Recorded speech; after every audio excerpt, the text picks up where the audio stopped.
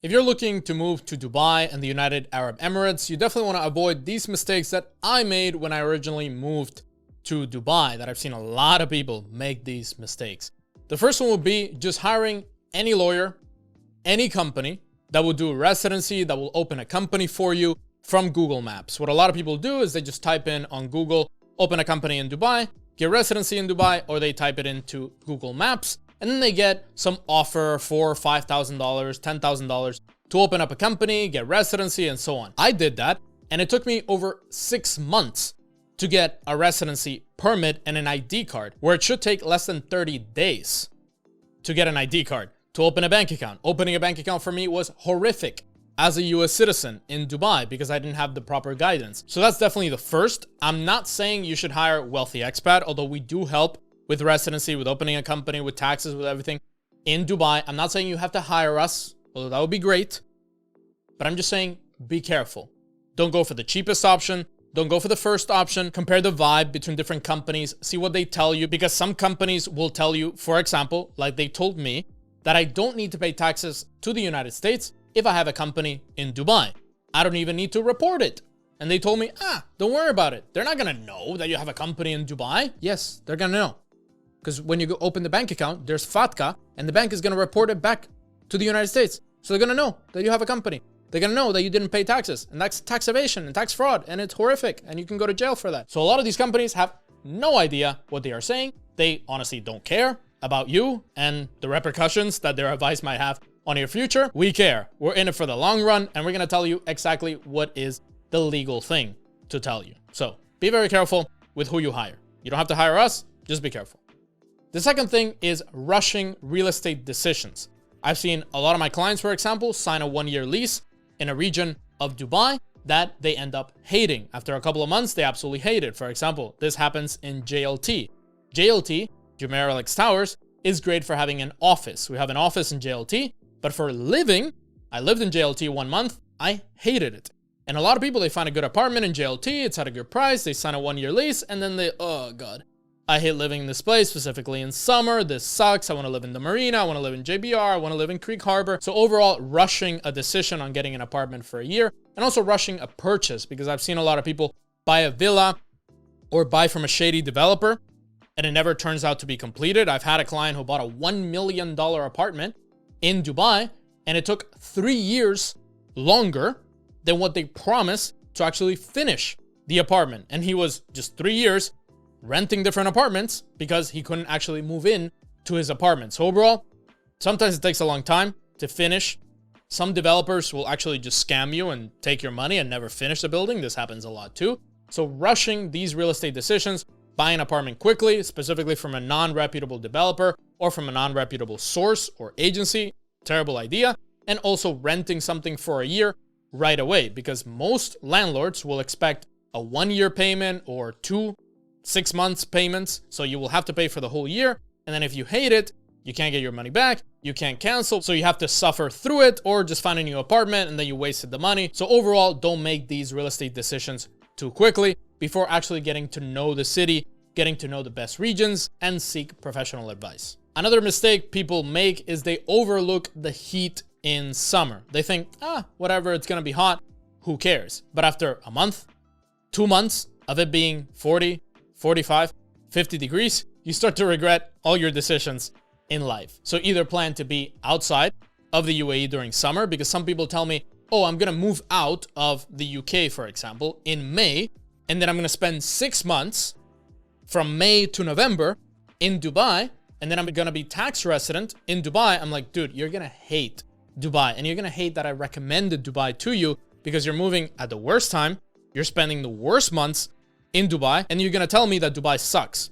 Versus if you came in October and you stayed until March, you're going to tell me that Dubai is amazing and the UAE is the best country in the world. So definitely take into account that it does get extremely hot during summer, and you're mostly going to spend time in air conditioning. You're not going to breathe fresh air outside. You're not going to be able to run outside. The heat is just going to be pounding on you every single day. You should definitely take this into consideration before you move and time your move properly. The next mistake is assuming that everything's going to be tax-free. There's not going to be any reporting. There's not going to be any tax returns, absolutely anything. Let's say that you open up a free zone company in the UAE and you start sending millions of dollars to that company. That company will now pay 9% tax. You're going to have to pay that. If not, it's tax evasion. And there's penalties. And you're going to have to register for corporate taxes and VAT. And some people just completely forget about it because they think, oh, the UAE is tax-free. I have a free zone. Who cares? 9%, whatever. I'll just do whatever I want. And then they send millions to their company. They don't pay the 9%. They get a bunch of penalties. And they say, oh, it's your fault for not telling me, even though I have so many videos. And I tell them every single time, register for taxes. Pay your taxes because there is a 9% corporate tax and it applies to you. Please do that. If you're doing crypto, personal investments, personal income, that isn't taxed. Crypto specifically, for example, investments or real estate investments, or for example, if you have one Airbnb and you're making passive income from one Airbnb, that isn't taxed. But then when you have 10 different Airbnbs, that's now an Airbnb company. So now you're making corporate income from those Airbnbs. So now it might be taxed at 9%.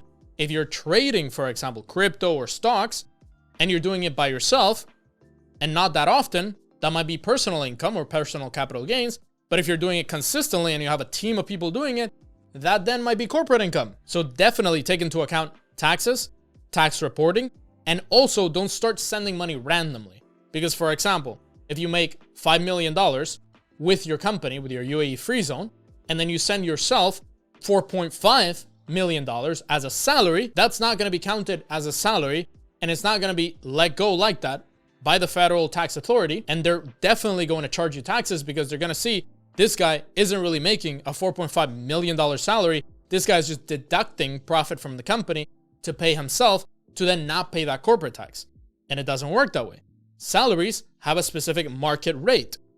If a CEO of a company of your size, let's say 5 million per year, is making $100,000 per year, they're going to expect you to make around $100,000 per year, not 4.5 million.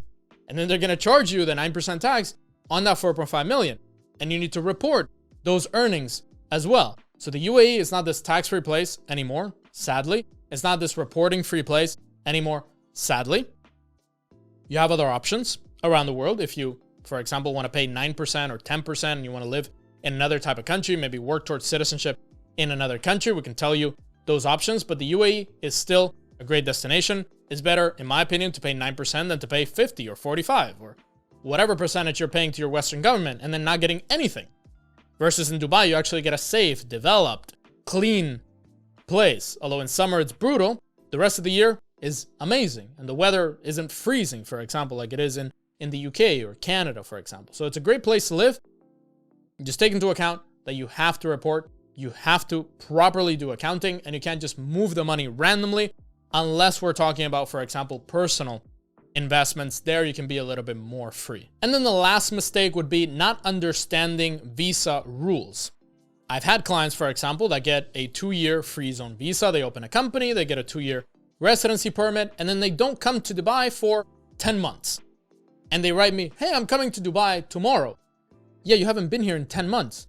Yeah, but I'm coming tomorrow, whatever. And that means that now you broke the visa rule and your visa is going to get canceled and your residency permit might get canceled, and they might actually not even let you in to the country. They might detain you on entry into the country because you broke the visa rule. So you have to be very careful. If you have to visit once every 180 days, do that. Or get a golden visa.